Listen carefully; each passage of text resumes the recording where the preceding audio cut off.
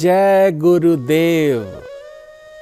भगवान की अनंत कृपा से यह संपूर्ण जगत आनंद का अनुभव कर रहा है। लोक मर्यादाएं हमारे जीवन को व्यवस्थित करती हैं। प्रत्येक व्यक्ति जो अपने जीवन में आनंद, उत्सव और उल्लास के साथ रहता है, वह भगवदीय कृपा का अनुभव करता है। भगवान की दिव्य कृपा से ही प्रत्येक व्यक्ति के जीवन में चतुर्दिक उन्नति और उल्लास रहता है। भगवत कृपा प्राप्त होती है। भगवान की वह असीमित कृपा कैसे प्राप्त हो, किस तरह हम नारायण के प्रिय बने, इसके उपाय शास्त्रों में यत्र तत्र हैं। पुराणों में, वैदिक ग्रंथों में, शास्त्रों में जिनका उद्घोष किया गया है, वह एकादशी व्रत के रूप में सभी लोग जानते हैं। एकादशी जो 12 महीनों में 24 बार आती है और इन 24 एकादशियों को करने से परमात्मा की सहज ही कृपा प्राप्त हो जाती। लेकिन इनमें भी अति विशेष एकादशी है निर्जला एकादशी। ज्येष्ठ मास के शुक्ल पक्ष की एकादशी को निर्जला एकादशी कहते हैं। जब युधिष्ठिर जी ने भगवान श्री कृष्ण जी से कहा कि मुझे निर्जला एकादशी का विधान बतलाइए, तब भगवान श्री कृष्ण अत्यंत प्रसन्न हो गए और उन्होंने कहा कि मैं सत्यवती नंदन व्यास जी से कहता हूं कि वे इस निर्जला एकादशी का व्याख्यान करें, क्योंकि व्यास जी ने ही संपूर्ण वैदिक वाङ्मय में पुराणों का सृजन किया, उसका व्याख्यान किया। यही तत्वतः बताएंगे कि क्या करना चाहिए। तब सत्यवती नंदन व्यास जी ने कहा कि एकादशी के दिन भोजन नहीं करना चाहिए। एकादशी परमात्मा को परम प्रिय है। एकादशी के दिन यदि भोजन करते हैं तो हमें पाप योनियों में जाना पड़ता है। लेकिन जो कोई एकादशी के दिन व्रत रहते हुए द्वादशी के दिन स्नान ध्यान के अनंतर श्रेष्ठ विद्वान आचार्य विप्रों को भोजन कराने के बाद जो भोजन ग्रहण करता है, उसको परमात्मा की कृपा सहज ही प्राप्त हो जाती है। यह महनीय है। इसको करने से सभी का चित्त निर्मल हो जाता है। और यदि निर्जला एकादशी की जाए तो और भी उत्तम है। जब सत्यवती नंदन व्यास जी यह आख्यान बतला रहे थे, तब भीम जी ने भीष्म पितामह की ओर संकेत करते हुए यह कहा कि पितामह, आप तो जानते हैं कि मैं बिल्कुल भूखा नहीं रह सकता। मेरे पेट में वृक नामक अग्नि सदा प्रज्वलित रहती है और मुझे इतनी भूख लगती है, मैं दिन में एक बार भी भूखा नहीं रह सकता। मेरे जीवन में मानो मैं एक क्षण भी बिना अन्न के नहीं रह सकता।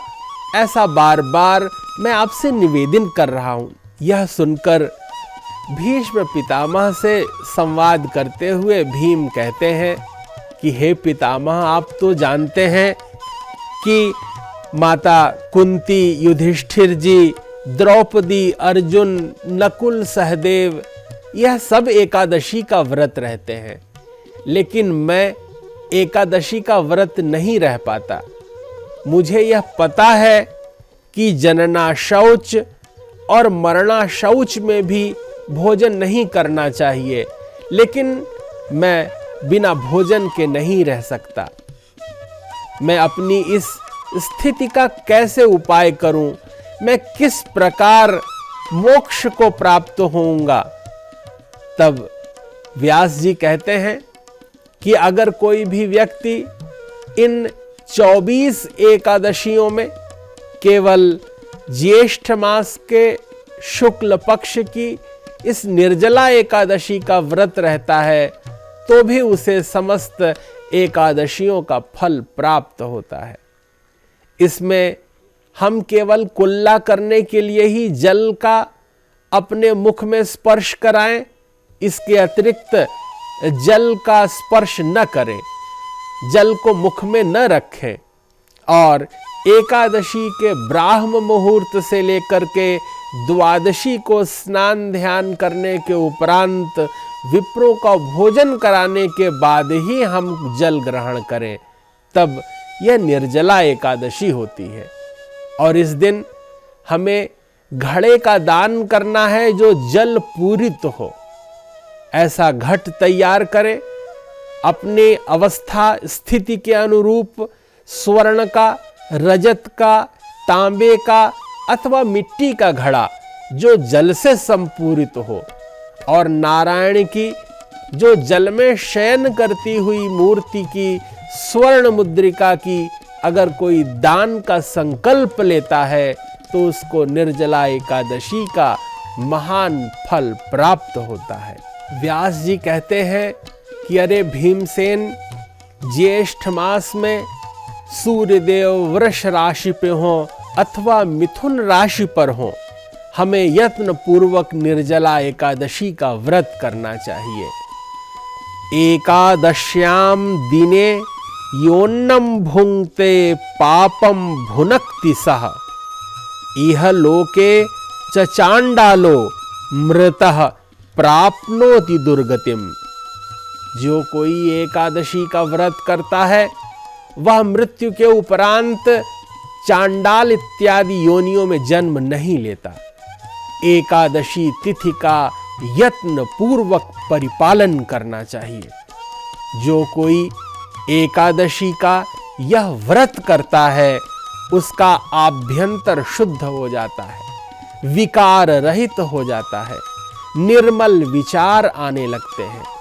क्योंकि यह जीवन स्वरूप की स्थिति में बाह्य रूप से तो शरीर समान रूप से सबका दिखाई देता है, लेकिन जो एकादशी इत्यादि व्रत करते हैं उनका अंतःकरण निर्मल हो जाता है और आभ्यंतर शुद्धि के अनंतर उनका विचार शुद्ध हो जाता है। बाह्य आकृति तो समान रहती है, लेकिन जब अंतःकरण का संस्कार हो जाता है, वह परिशुद्ध हो जाता है, तब उसकी निर्मलता से भगवत प्राप्ति होती है।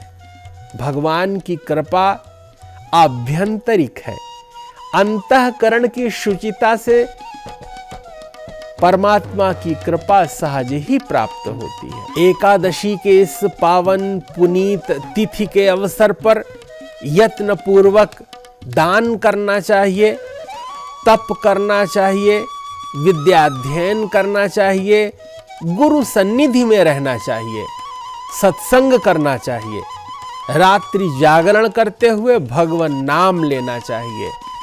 शास्त्र संकेत करते हैं, अन्नम वस्त्रम तथा गावो जलम शय्यासनम शुभम कमंडलुस्तथा छत्रम दातव्यम निर्जला दिने। निर्जला एकादशी का व्रत करने के उपरांत हमें श्रेष्ठ आचार्य को कमंडलु में जल, छत्र, पदत्राण सहित वस्त्र निवेदित करने चाहिए, भरपूर दक्षिणा देनी चाहिए और नारायण का स्मरण करते हुए भगवान विष्णु का अगर हम जल में शयन करते हुए स्वरूप का दान करते हैं, घड़े में जल देते हैं, तो हमारे पितर तर जाते हैं।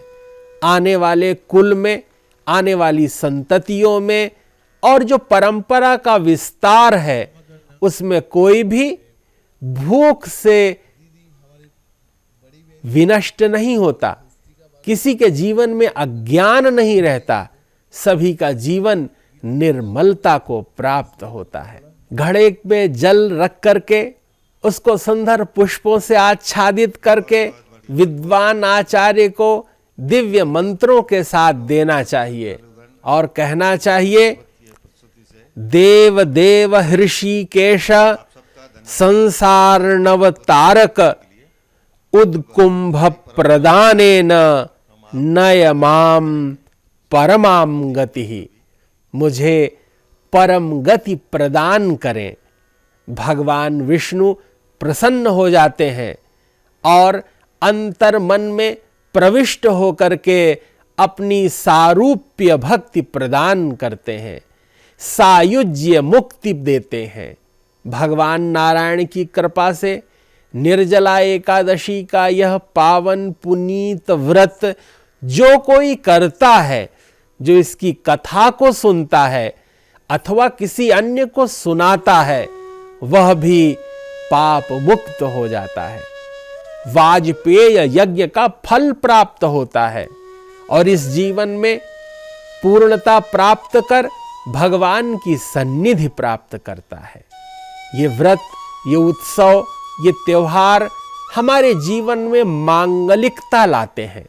पूज्य महर्षि महेश योगी जी ने संपूर्ण विश्व में ज्ञान का प्रसार किया। वेद विद्या मार्तंड ब्रह्मचारी डॉक्टर गिरीश जी अपने सदुद्यम से संपूर्ण विश्व में इस ज्ञान का प्रसार कर रहे हैं।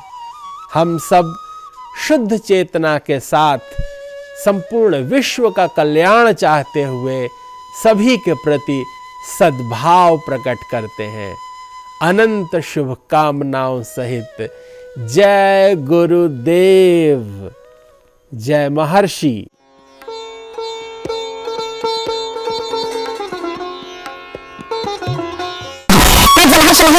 संपूर्ण विश्व में ज्ञान का प्रसार किया। वेद विद्या मार्तंड ब्रह्मचारी डॉक्टर गिरीश जी अपने सदुद्यम से